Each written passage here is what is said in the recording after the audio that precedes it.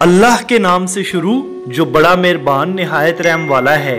कुछ दिनों पहले इसराइल के कुछ यहूदी नौजवान अपने हाथों में एक तख्ती लिए सड़कों पर देखे गए, जिस पर लिखा था, Khyber was your last chance. Khyber की फतह तुम्हारे लिए आखिरी मौका था। क्या आपको इसका मतलब पता है? 80% मुसलमान इस जंग को भूल चुके हैं। हजरत मोहम्मद सल्लल्लाहु अलैहि वसल्लम के दौरे हयात में यहूदियों से एक तारीखी जंग हुई। तारीख उसे गज़वा खैबर के नाम से याद करती है। इस जंग में हजरत अली करमुल्लाह वजहुल करीम भी शरीक थे।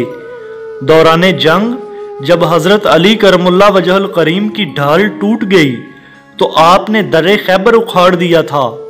आपको ये जानकर हैरानी होगी कि जंग के बाद खैबर के उस दरवाजे को 40 अफराद मिलकर हिला भी ना सके थे। इस जंग में यहूदियों को इबरतनाक शिकस्त हुई।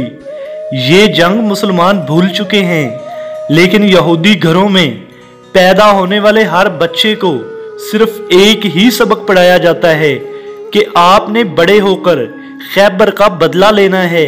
यहूदी नौजवान आज भी खैबर के नौरों वाली तख्ती उठाकर दिल में बदले की आग सुलगाए मुस्लिम दुनिया से दुश्मनी निभा रहे हैं। ये जुमला एक नारा नहीं, 1.5 अरब मुसलमानों और 57 इस्लामी रियासतों के हुक्मरानों के मुंह पर जोरदार तमंचा है।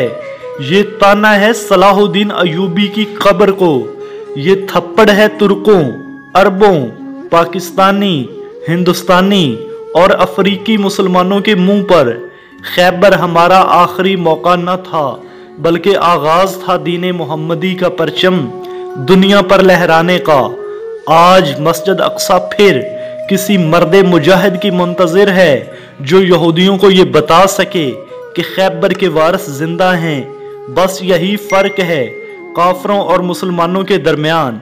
वो खैबर की शिकस्त नहीं भूले और हमें किबला अव्वल पर यहूदी कब्जा भी याद नहीं।